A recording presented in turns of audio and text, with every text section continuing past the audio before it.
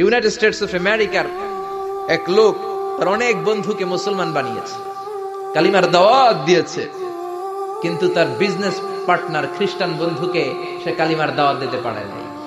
সে মনে মনে ভাবলো, আমার জীবন থাক আর না থাক, আমার খ্রিস্টান বন্ধুকে তার কলিজার ভেতরে কালিমার দাওয়াত দিয়ে আমি ছিদ্র করে দেবো। সুবহানাল্লাহ।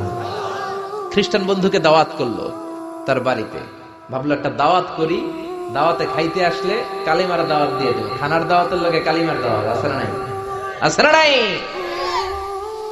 ও মিয়া, খাওয়া আছে যেখানে মানুষ যায়, জিলাপি আছে যেখানে পোলাপান যায়, দাওয়াত দিল, খাবারের দাওয়াত, ডাইনিং টেবিল ভর্তি খাবার আর খাবার। খ্রিস্টান বন্ধু আসছে, পেট ভরে খেয়েছে, মহা খুশি, আমার মুসলিম বন্ধু আমার দাওয়াত দিয়েছে, আমাকে লাঞ্চ করালো।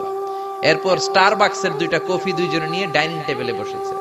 তো মুসলিম বন্ধুর মাথায় চিন্তা, যে করেই হোক কালিমার দাওয়াতটা আমার এই খ্রিস্টান বন্ধুর অন্তরের মধ্যে আমি ঢুকিয়ে দিব।